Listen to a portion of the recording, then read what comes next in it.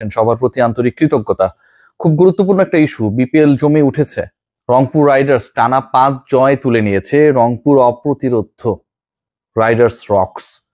এদিকে ঢাকা ক্যাপিটালস অথবা Dhaka franchise, Capitals বা দুর্দান্ত ঢাকা, এটাকে যদি আমরা বাদ দিয়ে দিই, শুধু ঢাকাকে কমন ফেলি, তাহলে টানা 15 ম্যাচে ঢাকার বিভাগের যে ফ্র্যাঞ্চাইজি তারা পরাজয় স্বাদ পেয়েছে। এবারের বিপিএলে যেটা টানা 4, আর সবশেষ বিপিএলে প্রথম ম্যাচ জয়ের পরে টানা 11 ম্যাচে পরাজিত দল ছিল ঢাকা। পরাজিত হতেই পারে একটা দল, হারতেই পারে, যেমনটা রংপুর জিতছে, কিন্তু পরাজয়ের ধরন ওই পার্টিকুলার ম্যাচে কিছু কিছু দুর্গন্ধ ছড়ানো, কিছু কিছু ঘটনা যেগুলো হচ্ছে পুরো ম্যাচকে প্রশ্নবিদ্ধ করে, যেগুলো সন্দেহের অবকাশ ঘটায়, সেগুলোকে কি কোনোভাবে আমরা আমাদের চিন্তা ভাবনা, আমাদের স্ক্রুটিনির বাইরে দিতে পারি কি না, সেরকম একটা ঘটনা ঘটেছে। আমি এই মুহূর্তে যখন কথা বলছি, আপনারা হয়তো আমার স্ক্রিনে একটা পোস্ট দেখতে পাচ্ছেন। আমিনুল ইসলাম বুলবুল তার স্টোরিতে শেয়ার করেছেন। বুলবুল ভাই আমাদের প্রথম ওয়ানডে ক্যাপ্টেন, প্রথম টেস্ট সেঞ্চুরিয়ান, আইসিসির ডেভেলপমেন্ট প্রোগ্রামের সাথে যার বিশাল একটা যোগসূত্র রয়েছে, দীর্ঘ সময় এসসিতে কাজ করেছেন, বাংলাদেশ ক্রিকেটের কিংবদন্তি।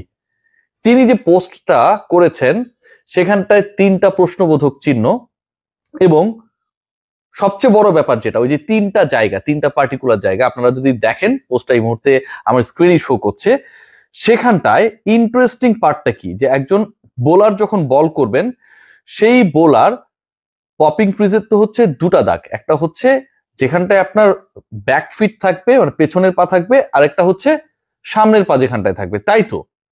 এখন পেছনের পা, মানে একজন পার্টিকুলার বোলারের পেছনের পা এমন ভাবে সেটাকে সন্নিবেশন করা হয়েছে, বা সেটার কি বলবো, সেটার অবস্থানটা অনেকটা এমন যে সামনের পা আসলে যেখানটায় থাকার কথা সেখানটায়, পেছনের পা পেছনের দাগ ক্রস করে পপিং ক্রিজের যেই লাইনটা বরাবর আসলে out, not out, run out এই ঘটনাগুলো ঘটে, সেটার কাছাকাছি চলে গেছে।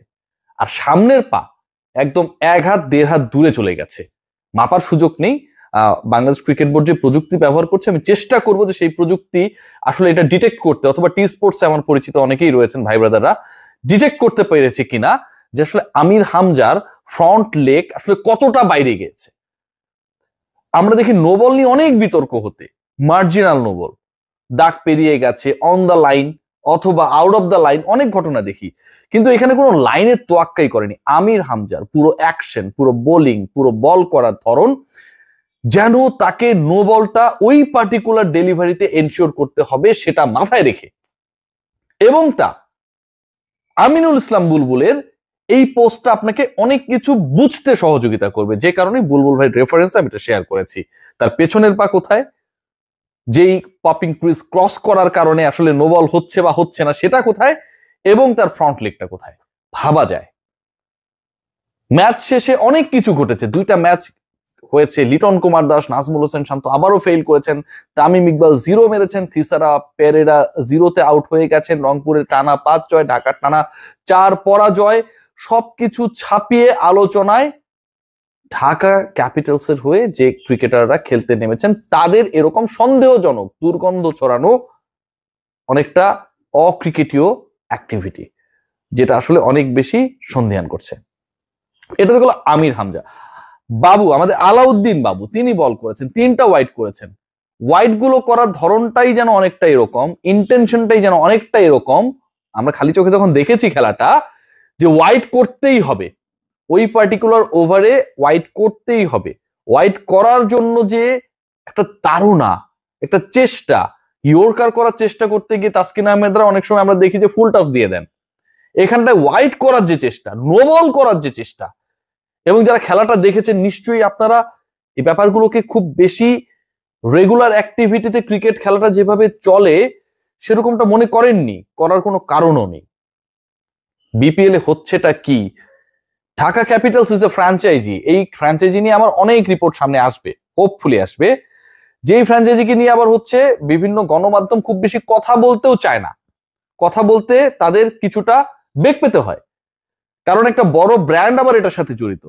এখন ওই ব্র্যান্ডের অ্যাডভার্টাইজমেন্ট, কমার্শিয়াল গুলো তো চলে ভাই, ব্যক্তিগত পেজগুলোতেও চলে, কিংবা টেলিভিশনে যদি আমরা খেয়াল করি সেখানটায় আসলে চলে। যখন এটা চলে তখন আসলে মুখে তালা দেওয়া ছাড়া কোনো উপায় থাকে না, প্রেশার আসে উপর থেকে, বিভিন্ন এজেন্সিগুলোর থেকে। ভাই ওনাদের ব্যাপারটা একটু দেখেন, মার্চ পর্যন্ত, মে পর্যন্ত আপনাদের সাথে তো কন্ট্যাক্ট আছে, পরে আবার চলে গেলে বিপদ।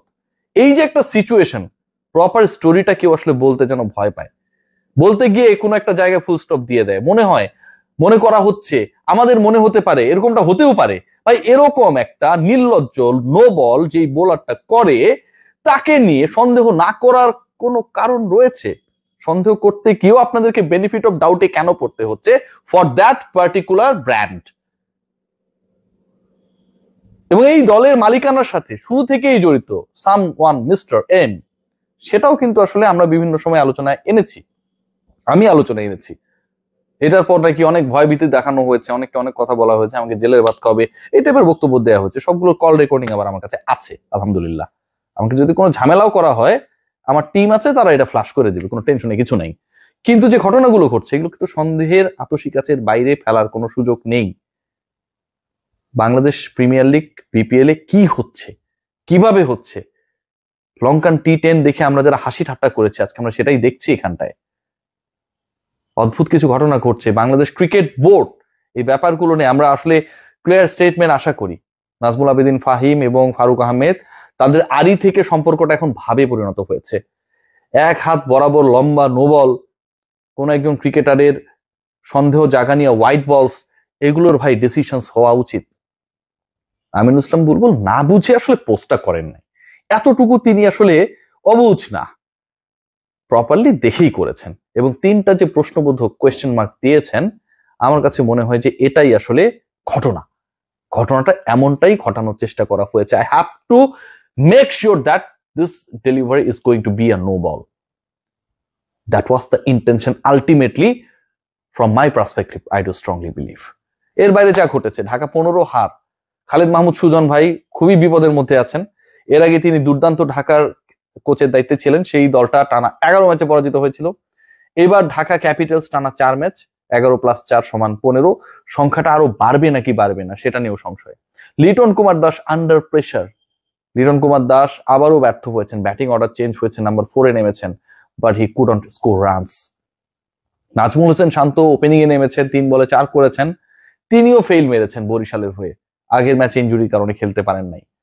বাংলাদেশ দলের একজন সাবেক এবং বর্তমান ক্যাপ্টেন, আমি টি20 আলোচনা করছি, তাদের এই টি20 টুর্নামেন্টে যে যাচ্ছে তাই পারফরমেন্স, যে দশা, সেটাও কিন্তু যথেষ্ট প্রশ্ন জাগানিয়া।